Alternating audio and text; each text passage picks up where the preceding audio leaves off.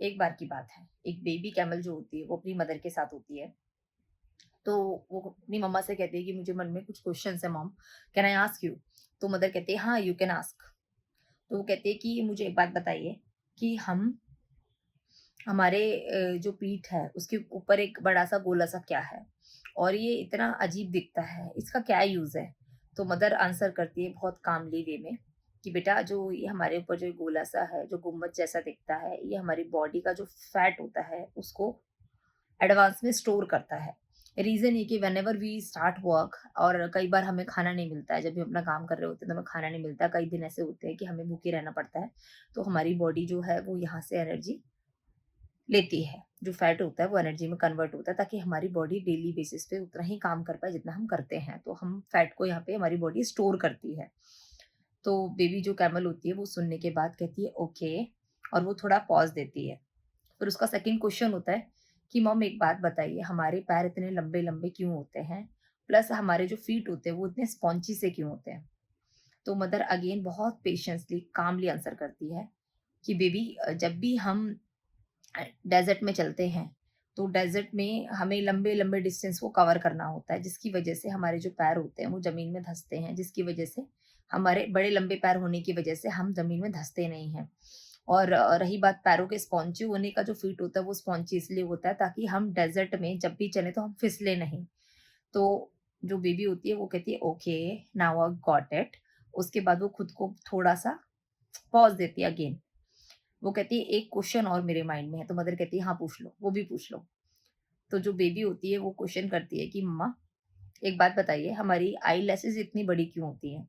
और ये ज़रूरत से ज़्यादा बड़ी हैं, लोगों की तो छोटी-छोटी होती है। तो मदर कहती है कि आई लैशेज़ बड़ी इसलिए होती है बेटा कि जब हाँ, क्योंकि हमारा जो काम है वो डेज़र्ट में है, और जब भी हम डेज़र्ट में ट्रैवल करते हैं तो डेज़र्ट में तूफ़ान, आँधी आता रहता है। अगर हमारी आई लैशेज़ बड़ी नहीं होंगी, तो तूफ़ान, आँधी में जो धूल-मिट्टी है वो हमारी आँखों में चली जाएगी, जिसकी वज़ह से हम अपना काम नहीं कर पाएँगे। तो जो हमारी बड़ी आईलैशेज़ हैं वो तूफ़ान आँधी जब आती है तो आईलैशेज़ में जो हेयर्स होते हैं उसकी वज़ह से वो आँधी तूफ़ान का जो डस्ट होता है वो हमारी आईज़ में नहीं जा पाता। इसी वज़ह से हम ईज़िली सर्वाइव कर पाते हैं और कंफर्टेबली अपने काम को कर पाते हैं। और फिर वो अगला पॉज़ लेने के बाद क्वेश्चन पूछती है कि मम्मा एक बात बताइए, आपने कहा कि हम डेज़र्ट के लिए बने हैं, तो हम ज़ू में क्या कर रहे हैं? अब मदर यहाँ पर साइलेंट हो जाती है because she don't have any answer, और वो बच्चे की तरफ देख रही होती है और बिल्कुल शांत हो जाती है। तो जो बच्ची है, वो जो कैमल गर्ल है, वो जस्ट अपनी मदर को देखती रह जाती है। तो माय क्वेश्चन इज़, क्या आप भी उन लोगों में से हैं, जिन्हें नहीं पता कि उनकी स्ट्रेंथ क्या है? या उनकी ऐसी कौन-सी स्किल है, जिसके साथ वो लंबा टाइम ग्रो कर सकते हैं और उस स्किल को इम्प्रूव कर सकते हैं? क्या आप एक राइट प्लेस पे हैं? My question is this, as like camel, क्योंकि वो स्टक्ड है एक ज़ू के अंदर। तो अब जब तक वो अपने डेज़र्ट नहीं पहुँचेगी तो वो उसका कुछ भी, मतलब जो भी उसने चीज़ें अपनी बच्ची को बताई हैं, जिससे बच्ची को ये पता चला कि ये वो चीज़ें हैं हमारी लाइफ़ में, हमारी बॉडी की, जो हमें डेज़र्ट के लिए ही ट्रेंड दिखाती है, मतलब जो ये बताती हैं कि हम डेज़र्ट के लिए ही बने हैं। तो आप जिन चीज़ों के साथ अपनी लाइफ़ में ग्रो कर रहे हैं, डू यू नो दैट कि क्या आप उनके लिए बने हैं? और अगर नहीं, तो आप कहाँ हैं? क्या आप एक रॉन्ग प्लेस पे हैं, स्टक हैं, और आप वो कर रहे हैं जो आप करना ही नहीं चाहते? एक ऐसी जॉब जिसको करने में आपका कोई इंटरेस्ट नहीं, बट आप फिर भी करे जा रहे हैं। एक ऐसी जगह जहाँ रहने में आपका कोई इंटरेस्ट नहीं, बट आप वहाँ पे मैनेज कर रहे हैं। और एक ऐसी जगह जहाँ पर आप हो और खुश नहीं हो। This is something boss, you need to think about it. आपको इस बारे में बहुत ज़्यादा ध्यान रखने की ज़रूरत है, बहुत ज़्यादा सोचने की ज़रूरत है, क्योंकि लाइफ़ इज़ टू बिग और लाइफ़ बहुत ब्यूटीफुल है। आपको स्टक नहीं होना है कहीं भी, क्योंकि वो डेज़र्ट स्टक है ज़ू में, इसलिए उसका जितना भी टैलेंट है वो सारा ज़ीरो है। वो कुछ भी कर ले, वो किसी काम का नहीं है, क्योंकि वो एक रॉन्ग प्लेस पे है, जबकि उसको उसकी वर्थ पता है। बट आप कहीं न कहीं, आपको ये सोचने की ज़रूरत है अपनी लाइफ़ में कि कहीं आप भी बाकी लोगों की तरह या कैमल की तरह एक जगह पे स्टक तो नहीं हो गए हैं, या आप भी वही कर रहे हैं जो और लोग करते हैं।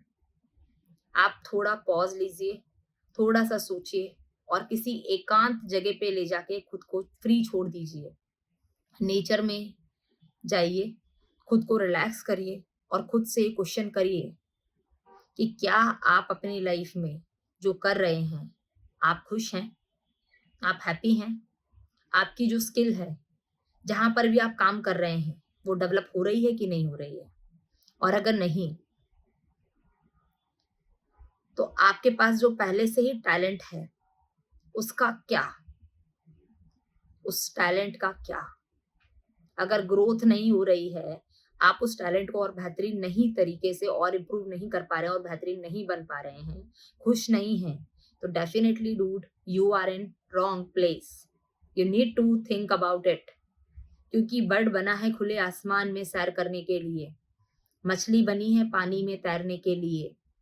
अगर आप मछली से कहोगे आसमान में उड़ने के लिए, तो वो उसका काम नहीं है। She can't do that.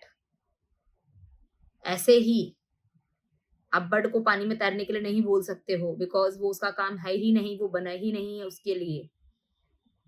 तो बहुत शांत रहिए, खुद को समझाइए और समझने के लिए टाइम दीजिए। अंडरस्टैंड करिए कि आपके जीवन में आप जो भी कर रहे हैं, आर यू हैप्पी?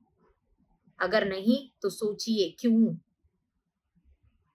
क्योंकि जिस चीज के लिए आप बने हैं, आप उस जब तक उसको नहीं ढूंढेंगे और उस चीज के साथ काम नहीं करेंगे, आप कभी लाइफ में ग्रो नहीं कर पाएंगे।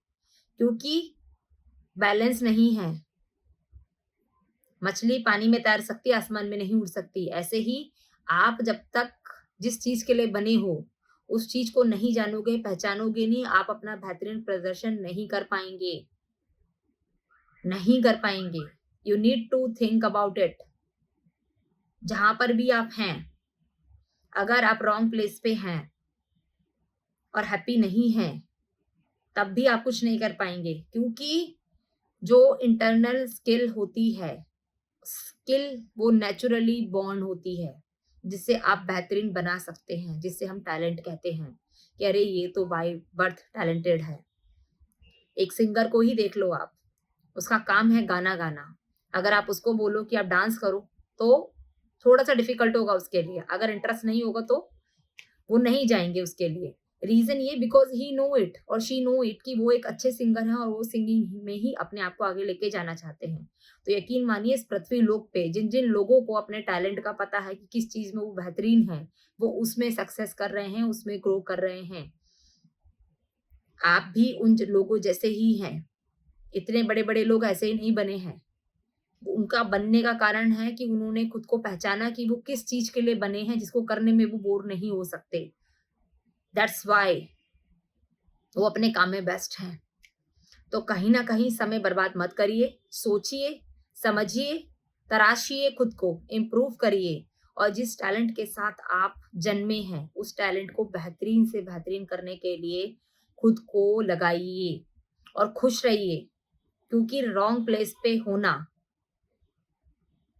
भी एक नुकसान ही है। आपको अपनी लाइफ में राइट प्लेस ढूंढनी है। आपको अपनी लाइफ में अपने टैलेंट को ढूंढना है। आपको अपनी स्किल को इम्प्रूव करना है ये, और प्लस हैप्पी रहना है। जब ये सारी चीजें आप एक साथ करेंगे, तो आप अपनी लाइफ में बहुत बेहतरीन प्रदर्शन करेंगे और अपनी लाइफ में आप बेस्ट रहेंगे। यकीन मानिए, ये ट्रुथ है। नहीं तो आप भी उन लोगों की तरह माइंड में क्वेश्चन लेके घूमते रहेंगे, यार मैं तो ऑफिस से आया, मैं थक गया, मेरे ऑफिस में ऐसा हो गया, बॉस ने ऐसे बोला, वैसा बोला, और मेरी लाइफ में कुछ बचा नहीं है। तो लाइफ में अगर वही करेंगे जो आप जिसके लिए नहीं बने हैं, तो आपका मूड भी ऐसे ही रहेगा। मूड को शांत रखिए, तलाशिए, सोचिए, ग्रो करिए, इम्प्रूव करिए, टाइम लीजिए, सोचिए, ढूंढिए और खुद को पहचानिए कि आप किस चीज के लिए बने हैं। क्या ऐसा है आपके जीवन में, ऐसी कौन सी स्किल है जो आप में नेचुरल है और जिसको थोड़ा सा और तराशने की जरूरत है, जिसे सीखते वक्त, करते वक्त आप बोर नहीं हो रहे हैं, उस काम में आप बेस्ट हैं। आप बेस्ट हैं। आपको ढूंढना पड़ेगा, थोड़ा वक्त लगेगा। यकीन मानिए, आपकी लाइफ का गोल कोई आपको नहीं बताने वाला है और किसी के बस में नहीं। तो वो डिसाइड करे आपने क्या करना है, क्योंकि हर इंसान खुद का डिसाइड करता है और खुद की रिस्पॉन्सिबिलिटी लेता है। जिस दिन आप अपने नेचुरल टैलेंट के साथ जाएंगे और आप जिस चीज के लिए बने हैं उसको ढूंढ पाएंगे, आप यकीन मानिए बेहतरीन करेंगे, बेहतरीन और आप बेस्ट बनेंगे। Thank you.